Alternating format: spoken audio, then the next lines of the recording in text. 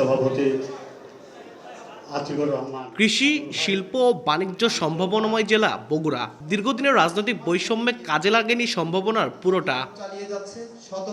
তবে এবার বগুড়া সহ উত্তরাঞ্চলের জেলাগুলোর অর্থনীতিতে পরিবর্তন আনার পরিকল্পনা নিয়েছে সরকার। শনিবার দিনভর বগুড়ায় ব্যবসায়ীদের সঙ্গে মতবিনিময় এবং বিভিন্ন উন্নয়ন কাজের উদ্বোধন শেষে পরিকল্পনার কথা তুলে ধরেন সরকারের ৩ মন্ত্রী, প্রতিমন্ত্রী।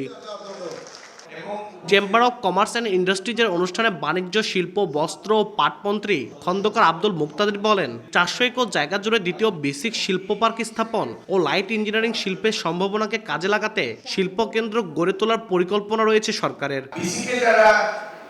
শিল্প প্রকল্প করবেন, ক্রেডিট হোলসেলিং এর আমাদের একটা স্কিম আছে, সেই স্কিমের অধীনে যেন ৬-৭% সুদে ঋণ পেতে পারেন সেই ব্যবস্থা ইনশাআল্লাহ।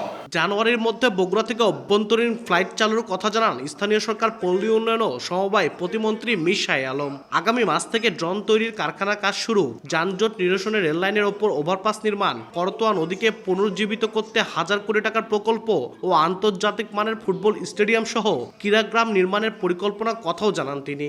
বাংলাদেশের ইতিহাসে প্রথম ড্রোন ফ্যাক্টরিটি বগুড়া বিমানবন্দরে হবে, সেটি আগামী মাস থেকে এই অবকাঠামো উন্নয়নের কার্যক্রম বাংলাদেশ বিমান বাহিনী শুরু করবে। ব্যবসায়ীদের সঙ্গে মত বিনিময় শেষে করতোয়া নদীর উপরে পুনর্নির্মিত নান্দনিক শাহ ফতে আলী সেতুর উদ্বোধন করেন সড়ক পরিবহন ও সেতুমন্ত্রী শেখ রবিউল আলম। এই সরকার জনগণ কর্তৃক নির্বাচিত সরকার, যেখানে যে উন্নয়ন দরকার ইনফ্রাস্ট্রাকচার এবং ট্রান্সপোর্টের ক্ষেত্রে আমরা সেটা করছি, আমলে নিচ্ছি, বাস্তবায়ন করছি।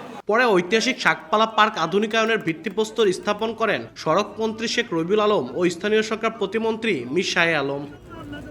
আব্দুল আউয়াল, সময় সংবাদ, বগুড়া।